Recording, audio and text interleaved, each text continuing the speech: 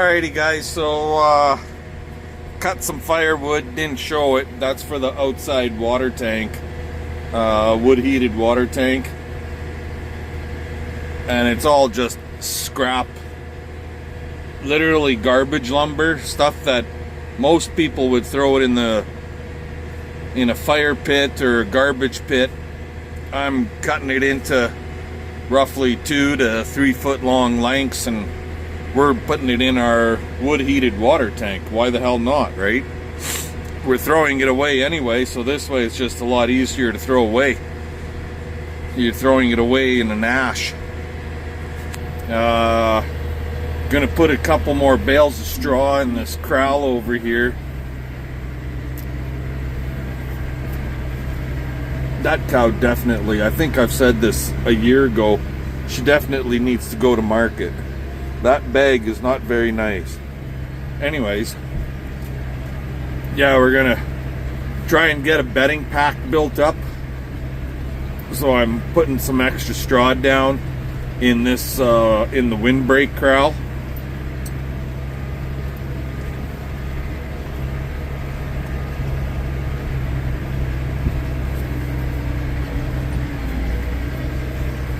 So this is a gateway that I built. It's a freestanding 18 foot wide by 12 foot high gate. So literally any farm tractor, not necessarily big 4-wheel drive, but anybody with a standard farm tractor would fit through this gateway. And I'm pulling the Jiffy shredder behind me, and it fits through there. So, and you could set it anywhere and it'll just stand there by itself, just like these windbreaks.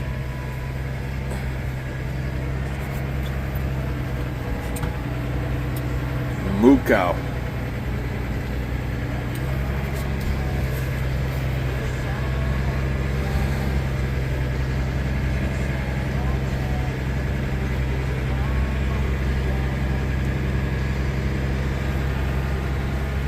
Once I crack this friggin' shredder up, they'll start moving pretty good.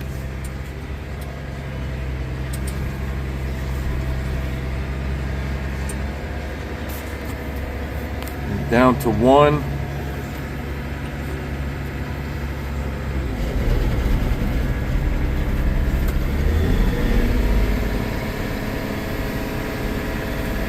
And go time.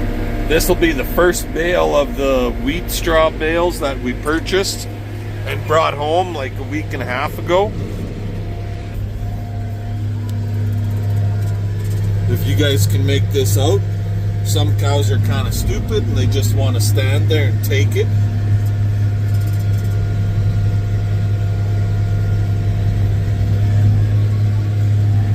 Others will move and get the heck out of the road. Close your eyes there, 37. Anyways, I want to let you guys go. We'll talk to you later. Alrighty, so that's that. 1 bale of wheat straw and 2 bales of barley straw. It's a little heavy at this end over here, but you know what? It's no big deal. Sashi, do you approve? Do you approve, Sashi? I don't think she cares. Some of the cows approve. Christ, they didn't even move to get out of the goddamn road.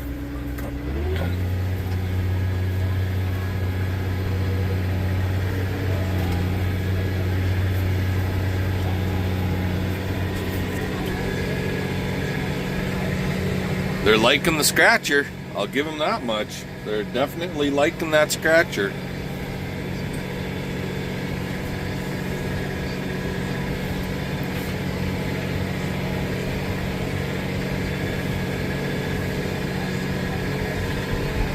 Okay.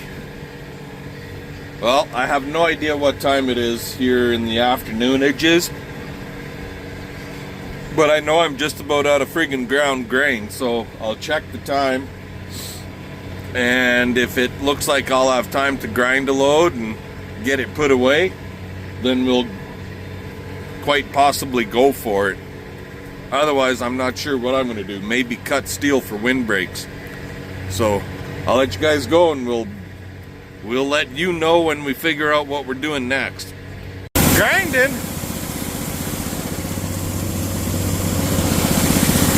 Grinding. Sasha's chewing on a bone somewhere. I don't know where she is. She's at the barn someplace.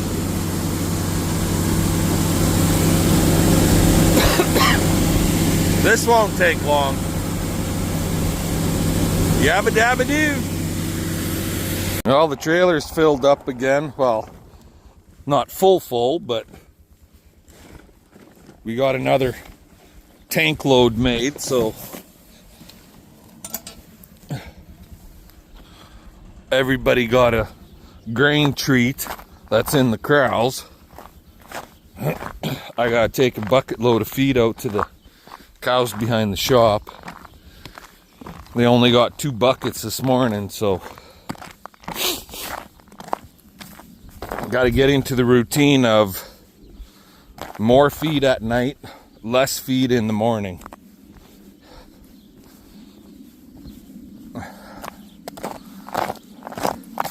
Why do I do that when we're calving? I don't know why, but my theory is they eat all night, basically, and then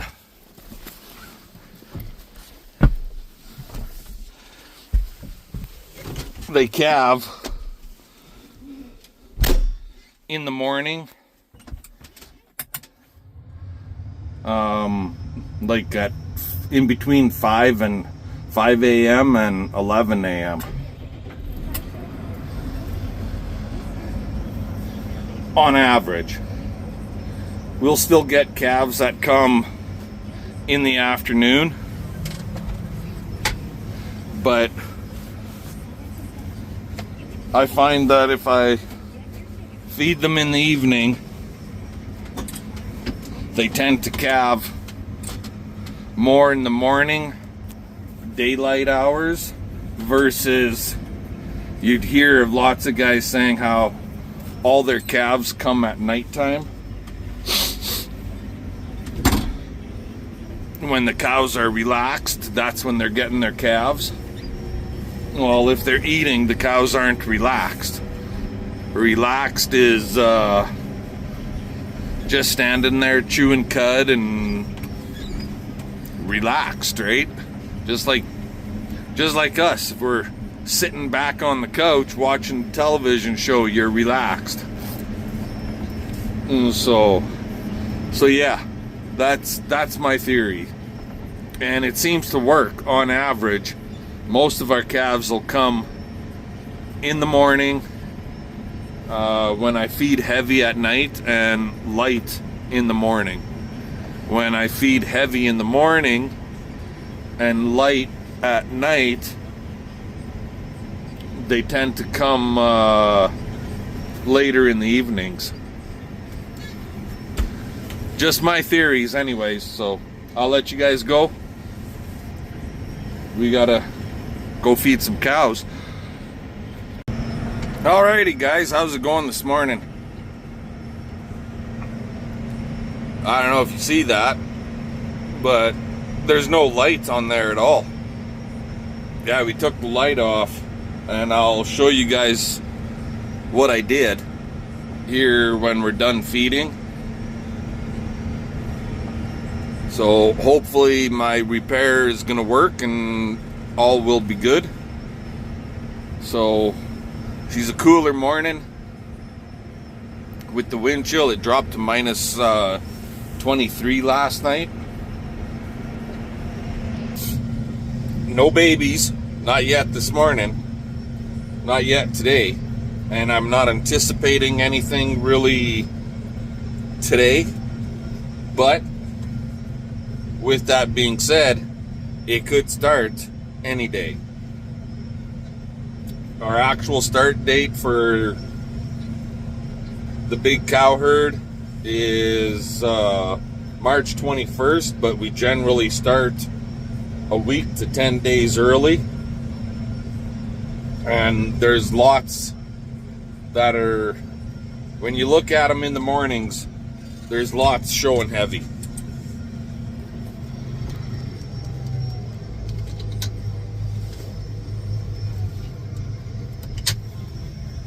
So we'll feed them two small bucket loads, which works out to like a bucket load and a half, but I will make 2 trips. And then tonight we'll feed them 2 big bucket loads, and that'll keep them eating all night long. Just kind of give them a light breakfast tonight and a real heavy supper. How's that sound? Anywho, I want to let you guys go, and we'll talk to you a little later. Alrighty guys, so here's a bunk that we haven't used all winter, and lots of you have not seen it. But basically it's all 2 3/8 oil field pipe.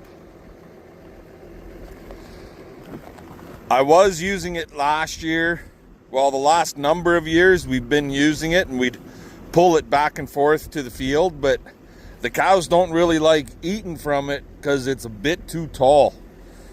It's to the top edge here, it's like 28 inches or just about 30 inches high. And like I said, it's just a bit tall. It's 2 feet deep on the inside, but to create the skid, full length skid and whatnot on it, it made it a bit tall. But it's really nice having one like this because it's got a full floor in it. It's all wood. This thing is built 15 years ago, and basically all the wood that you see in it is pretty much original. So, but with that full floor, I can plant this sucker in a real soupy, mucky area, and the feed will be fine. It won't get wrecked. So we're gonna try getting it in. Last year I hooked a rock with it when I was pulling it, and I ripped the weld on the sucker rod right there. But we're hooked up now. We're gonna try pulling it into the windbreak corral.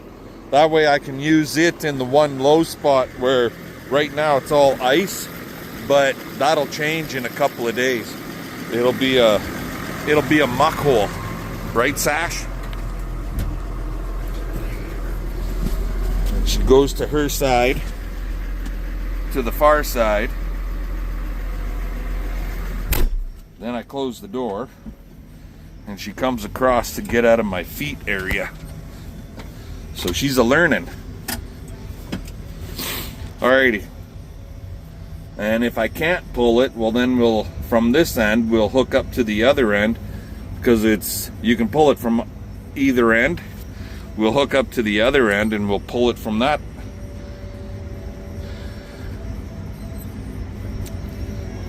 Looks like we'll be okay.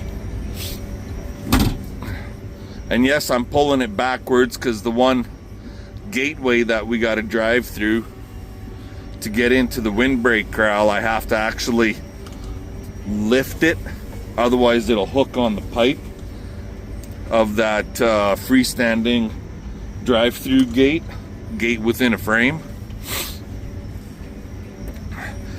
The downside to these bunks like this, when you're pulling them, you get on ice and a little bit of a downhill, or if you got to stop quick, there's no braking that son of a bitch.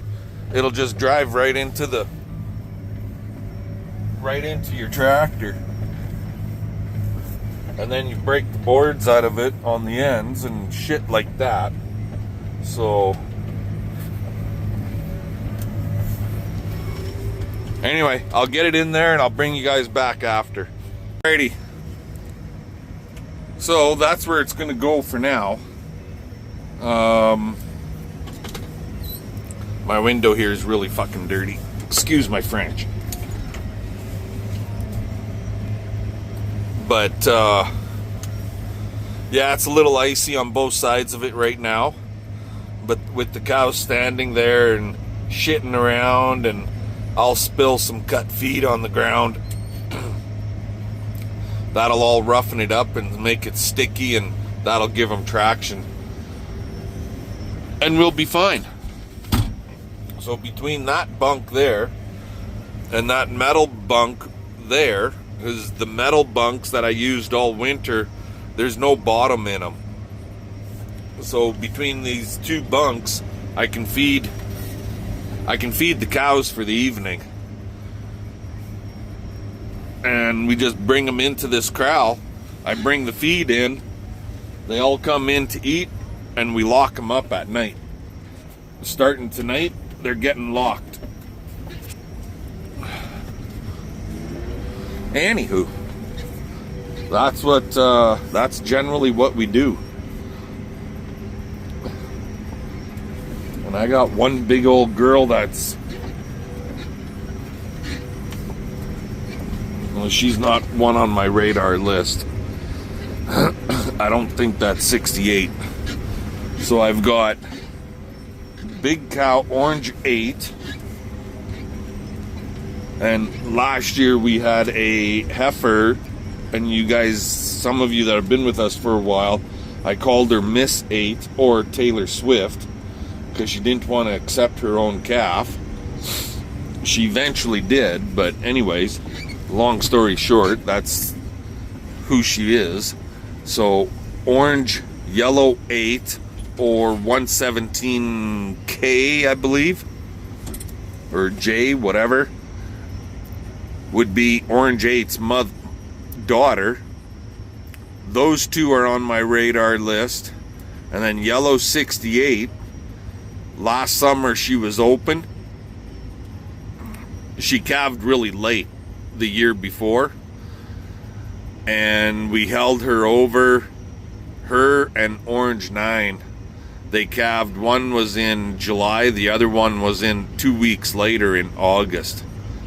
2 weeks or 3 weeks later, the one. So yeah, 68, she was a heifer. So this is theoretically, this would be her second calf. Anyways, she didn't raise a calf last summer. The calf on orange 9 and yellow 68. Yellow 68 is a heifer that CP held back. She used to be able to walk right up to her and pet her wherever. But then she had a baby and her attitude changed a little bit. But anyway, both of those cows, we left the calves on them for half of the winter, and then the calves were weaned off, I think right around Christmas time, and they went into the feedlot pen until end of February, mid-March, right around this time of the year. And those two cows were left open for the summer. They were so late, they were early. How's that sound? But they didn't get... I left them without a calf last summer, obviously. And 68, I think, will be the first one to calve this year. So... And she could do it any day.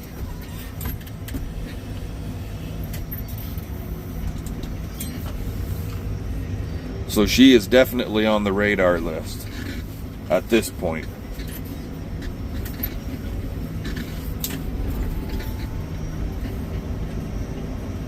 With a bunk that has a floor in it, the snow does not fall out of it when you move it, so you gotta flip the son of a bitch upside down, and all of the crop that they don't want to eat stays in the bottom of the bunk, so you gotta flip it upside down to get rid of the junk that they won't eat. Anyway, enough of my bullshit. Let's get to the shop.